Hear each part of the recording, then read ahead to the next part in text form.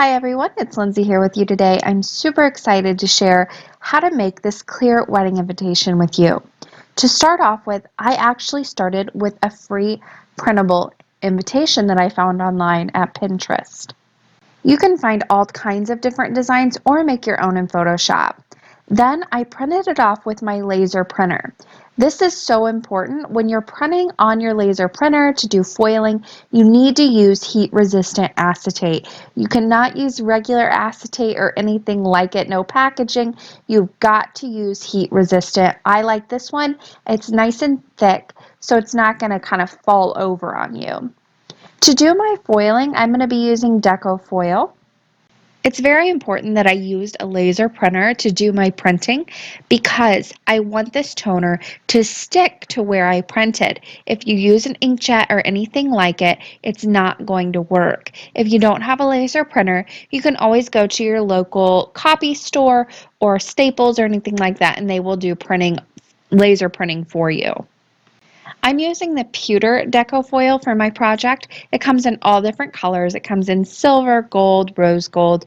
You can really kind of go crazy with your colors. You even have rainbow. You have some cheetah, I think, even if that's more your thing. But what I want to do is take a piece of that foil and cut it to size so it's going to fit over my entire invitation. Scissors work great here. Just make sure they're nice and sharp. Then it's time to build your sandwich to put it through your laminator. I like to use a piece of copier paper as my carrier sheet. You can also use parchment paper. Then I want to put my invitation down, toner facing up. On top of that is my foil. You want to make sure that you have the shiny side facing up away from your project. That dull side is going to be what attaches to the laser printing. Then you can close your little sandwich there, and it's time to put it through your laminator. I use this Royal Sovereign laminator. I let mine heat up for probably about 30 minutes before I do any foiling with it, so it's nice and hot. I've got it set to the 5 mil, and then I've again let it heat up and warm up so it's ready to go. You'll know it's ready when that little green power button or green ready button kicks on. I let it heat up even for another 15-20 minutes after that though. Then you just send your project through. You can send this through a couple times to get a really good foiling result. And it just takes a few seconds. I like to go ahead and send it through once horizontally and then flip it around and send it through vertically. This just makes me feel better and know that I'm going to get a good transfer when I send it through twice. If you have a laminator that's just not quite hot enough, you can even try sending it through a third time. Just don't overcook your acetate. You don't want to bend it or warp it at all. Go ahead and pull it out once it's gone through your second time and let it cool off before you remove the foil. It's going to look stuck to it. That's exactly what you want, but I promise you it will remove. All you need to do is just peel it back, and there you've got this gorgeous, gorgeous foiled, shiny invitation that you can see through, which is so neat. But of course, I want to add a little bit more to this. I love the shine. I love the way it looks now. You could add some more foiling in the corners if you wanted to, and it would be gorgeous. But I think the marbling is what really makes this card stand out. I'll be using the Waffle Flower Marbling Stamp Set. This is a layering stamp set, but I promise you, this one is so forgiving. It's perfect for beginners. It's perfect to use acrylic blocks with if you don't have a stamp positioner or anything like that. It's just really easy to use. It has the guides. It's got all the information on the packaging. For my ink, this is a non-porous surface I'm working on, so you need an ink that is going to dry on there. Regular inks aren't going to do it. I'm using StazOn Pigment Ink. I love these. They're nice and opaque, so you can't see through them. And they're going to layer up beautifully. You just need to know how to use them to do some layering. So the first thing I want to do is create some guides with my stamp set. I need to stamp backwards. So normally you would start with the largest stamp and then go down into your smaller, more detailed stamps.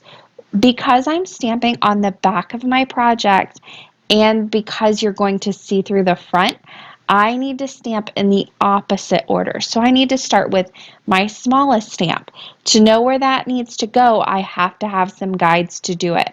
So I went ahead and created those on some spare acetate and with the piano black pigment ink. I very roughly cut them out. They don't need to be perfect because they're on acetate. You can see through them just fine. So I flipped my project over. I'm working on the back side of the acetate. That's why it looks black right now, because it is black on the back. Then I'm going to put that in my mini MISTI. Now, if you're doing a lot of wedding invitations, you're creating your own, and you're doing 100 or so, I would highly suggest investing in a stamp tool, especially for this kind of project. It's going to save you so much time and so much headache, so you're not constantly messing up with stamping, especially if you're a new stamper. Stamping on acetate can be tricky. So I put my guide down, lined up my smallest stamp where I knew it needed to go in that guide. Then I'm going to go ahead and stamp it down with the darkest color. You want your most detailed image to be in the darkest per the guide on the stamp. Then I'll go ahead and layer that guide back over.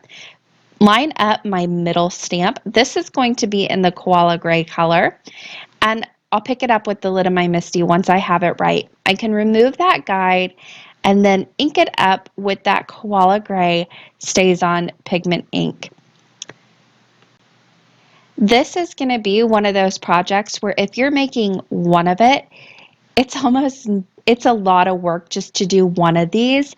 But if you're doing multiples, it makes it much more worth your effort, especially when you're using a stamp positioner, because I can stamp this down, go ahead and pop out my little sheet that I'm working on, this invitation, pop in my next invitation, and just keep stamping over and over and over and over. You'll end up with the exact same invitation on each and every one of them, the exact same pattern. They're all going to look identical. This I would highly suggest investing in if you are making your own invitations.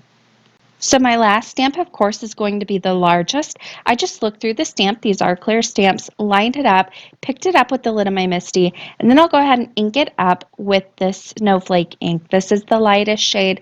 This is the white StazOn. And I'm working very quickly here. These are pigment inks. They stay wet for a little bit, so I give them about 30 seconds to a minute to dry in between layers. But that's another thing that if you're doing multiples of these, it's going to help you out.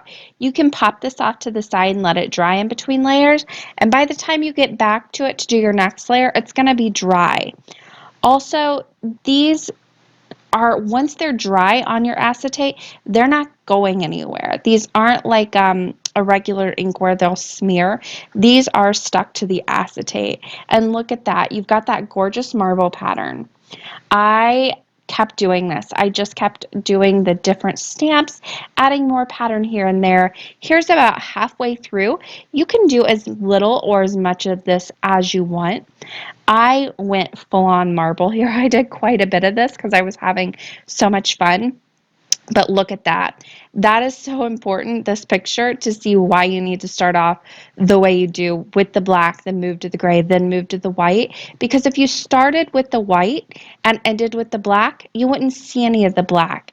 You could try and line it up as best you could, but if you make a little mistake, your black's going to be completely covered. So I like to start opposite and just continue to fill in from there.